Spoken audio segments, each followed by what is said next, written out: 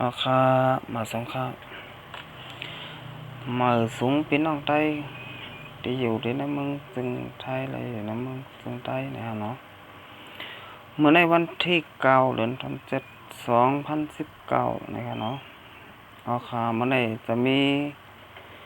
ข่าวลีมาลาดเนี่ยเนาะข่าวลีตอนตาพี่น้องแห่งการยานเมืองเฮาคาเนี่ยกันเนาะเตียนนะครับเนาะเตียนเจอวัตปัดสีเขียวกันนะครับเนาะเตียนได้ไม่อกไม่ใจกูมือกูวันนี่นะครับเนาะกินป้อมบานนอนป้อมรับพานเนี่ยผมมีข่าวดีว่าเนาะเพราะว่าเมื่อข่าวดีป่นมาที่ผ่านมาให้แน่เนาะป่นว่าเดี๋ยวไรเมื่อเฮ็ดเป็นสีแดงผีเจในให้แน่เนาะเมื่อเป็นสีแดงก็เสียเงินนำมาเนาะ4,000พอเมื่อเปลี่ยนเป็นสีแดงมาทำมาแต่ไรเมื่อเฮ็ด MOU แทงในฮะเนาะเมื่อวานนี่ก็เลยมีข่าวลีออกมาเนี่ยฮะเนาะพี่น้องอันตีแห่งการจันเมื่อคาได้ยิบใบบัตรสปอร์ตสีเขียวเห็นไหมฮะเนาะสีเขียวก็เตียนมันใจ MOU ฮะเนาะสีเขียวเลยว่าพี่เจก็ปนเตโหลออกเมื่อเฮ็ด MOU ก็ปนเตต่อพันแทง2 ปีนะฮะเนาะเมื่อวานนี่ค่ะข่าวออกเมื่อว่าวันที่8ท่านนะไม่ได้วันที่9นะครับมาลัดมาได้ครับเนาะก็แล้วเป็นข่าวลีเต้ๆนะเนาะตอนตาเป็นน้องแห่งการยันเมืองเฮาคานะครับเนาะต้องไรไม่เจอกันยาวก็ไม่นอนหลับกินบานนอนหลับก่อนระยาวนะครับเนาะเต็มต้องไรม่วนนำมาแต่ไรเมื่อเฮ็ดประเทศบ่ติ๊กๆครับเนาะประเทศปานในเมืองไทยเนี่ยฮะต้องลงมาเฮ็ดตีเมืองมานะMOU อย่างนั้นไว้ก่อนนะเนาะเฮาคามีวัดอยู่ต้องมาเฮ็ดติ๊กๆเนาะมันจังคาก็จักไปสีเขียวนะครับ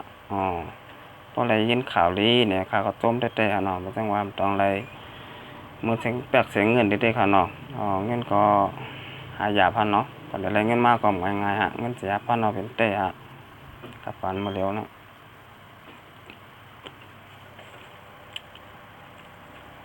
เมื่อวันที่8เนี่ยเนาะวันที่8 เดือนที่7วันที่8 เดือนที่7 2019เนี่ยเนาะ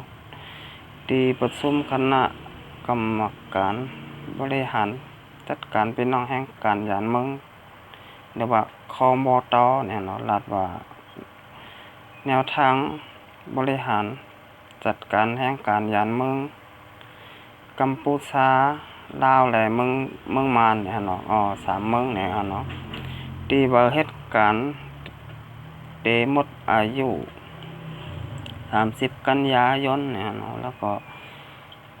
วันที่1 พฤศจิกายนเนี่ยเนาะแล้วก็31 มีนาคม 2563เนี่ยเนาะคนที่มีวัดหวาไปหมดอายุในเนี่ยเนาะให้ดำเนินการ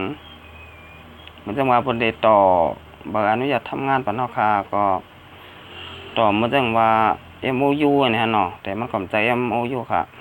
แต่บนเดต่อปนเนี่ยเนาะได้อยู่ในเมืองไทยเลยทาง2 ปีเนี่ยเนาะแต่ว่าบนเดต่อวัน1 ปีเนี่ยได้ต่อวัน2 ปอกเนี่ยเนาะ1 ปี 1 ปอกก็เป็นนะฮะเนาะอยู่ได้ทาง2 ปีเนี่ยเนาะแต่พอหมด2 ปีก็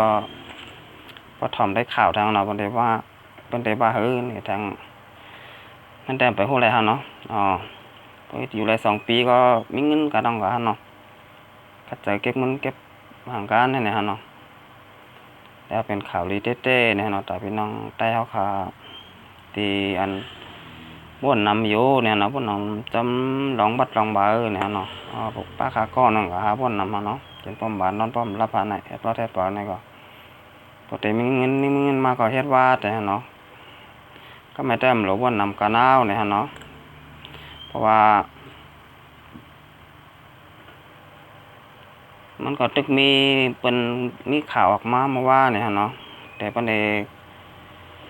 นำเสนอคณะรัฐมนตรีทั้งกำนึงเนี่ยเนาะเพราะว่าเพิ่นนำเสนอคณะรัฐมนตรีแล้วก็เพิ่น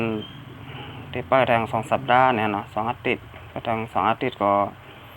ได้มีข่าวดีออกมาเนี่ยฮะนะก็ประมาณเดือนหน้านี่ฮะแหละเดือนสิงหาคมเนี่ยฮะเนาะสิงหาคมนี่ก็มากลางเดือนฮะเนาะเพิ่นก็ได้เริ่มต่อปันกว่ายาวเนี่ยฮะเนาะได้ต่อปันบัดปล่อยกว่ายาวเนี่ยฮะเนาะเพราะว่ามันมีหลายรุ่นเนี่ยฮะเนาะอันเจิ้นบัดหมดวันที่วันที่30กันยายนเนี่ยฮะเนาะแล้วก็วันที่พฤศจิกายนเนี่ยฮะเนาะแล้วก็31มีนาคมเห็นฮะเนาะเพราะว่าเพิ่นได้ต่อวันเดือนหน้าในกว่าเนี่ยฮะเนาะประมาณกลางเดือนหน้านี่ฮะบ่ถ่อมข่าวถ่อมงานด้วยเนี่ยฮะเนาะ